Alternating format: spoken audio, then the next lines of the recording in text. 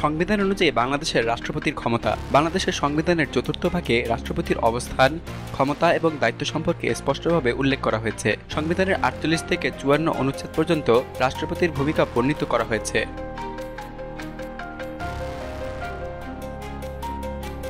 বাংলাদেশ একটি সংসদীয় গণতন্ত্র হওয়ায় রাষ্ট্রপতি মূলত আনুষ্ঠানিক প্রধান হিসেবে বিবেচিত হন, তবে তার কিছু গুরুত্বপূর্ণ সাংবিধানিক ক্ষমতা রয়েছে। আজকের এই প্রতিবেদনে আমরা সংবিধান প্রদত্ত রাষ্ট্রপতির ক্ষমতা এবং কার্যাবলী বিশদভাবে আলোচনা করব। বাংলাদেশের রাষ্ট্রপতি বিভিন্ন উচ্চপদস্থ ব্যক্তিকে নিয়োগদানের ক্ষমতা রাখেন। সংবিধানের ৪৮-এর ৩ অনুচ্ছেদ অনুযায়ী প্রধানমন্ত্রীর পরামর্শে রাষ্ট্রপতি মন্ত্রিপরিষদের সদস্যদের নিয়োগ দেন। এছাড়া তিনি প্রধান বিচারপতি, নির্বাচন কমিশনার, মহাহিসাব নিরীক্ষক এবং নিয়ন্ত্রক, সরকার কর্ম কমিশনের সদস্য। এই সমস্ত নিয়োগগুলো প্রধানমন্ত্রী অথবা সংশ্লিষ্ট কর্তৃপক্ষের সুপারিশক্রমে হয়ে থাকে। সংসদে পাশ হওয়া কোনো বিল আইনে পরিণত হওয়ার জন্য রাষ্ট্রপতির সম্মতি আবশ্যক। সংবিধানের ৮০ অনুচ্ছেদ অনুযায়ী সংসদে পাশ হওয়া বিল রাষ্ট্রপতির সম্মতির পরই আইনে পরিণত হয়।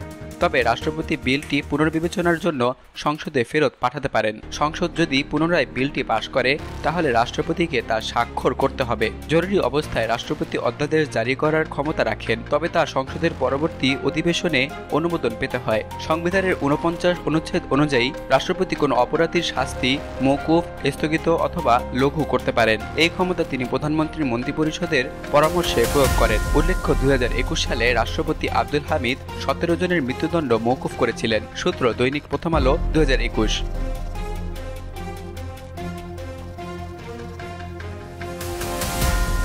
সংবিধানের ৬১-এর ২ অনুচ্ছেদ অনুযায়ী রাষ্ট্রপতি দেশের সশস্ত্র বাহিনীর সর্বাধিনায়ক, তবে বাস্তবে এই দায়িত্ব প্রধানমন্ত্রী পালন করেন।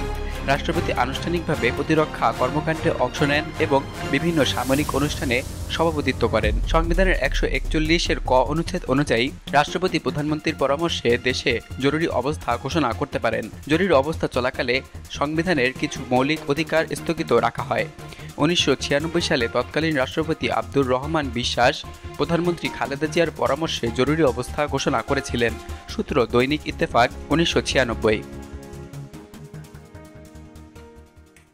সংবিধানের ১৪৫ অনুচ্ছেদ অনুযায়ী আন্তর্জাতিক চুক্তি এবং সমঝোতার স্মারক রাষ্ট্রপতির নামে সম্পাদিত হয়, তবে এসব চুক্তি প্রধানমন্ত্রী এবং মন্ত্রিপরিষদের অনুমোদন সাপেক্ষে কার্যকর করা হয়।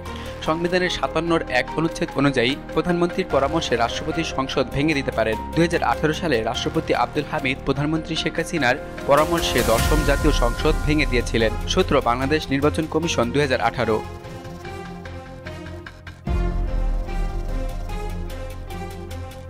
সংবিধানের ৫১ অনুচ্ছেদ অনুযায়ী রাষ্ট্রপতি তার দায়িত্ব পালনকালে কোনো আদালতে জবাবদিহি করতে বাধ্য নন, তবে সংসদ তাকে অভিশংসনের মাধ্যমে অপসারণ করতে পারে।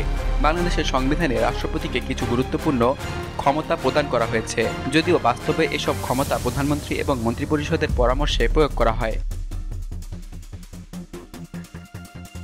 সংসদীয় সরকার ব্যবস্থায় রাষ্ট্রপতির ভূমিকা মূলত আনুষ্ঠানিক হলেও সংকটকালীন সময়ে তার কিছু ক্ষমতা গুরুত্বপূর্ণ ভূমিকা রাখে। রাষ্ট্রপতির ক্ষমতা এবং দায়িত্ব সম্পর্কে সচেতনতা বাংলাদেশের গণতান্ত্রিক প্রক্রিয়া বোঝার জন্য অপরিহার্য।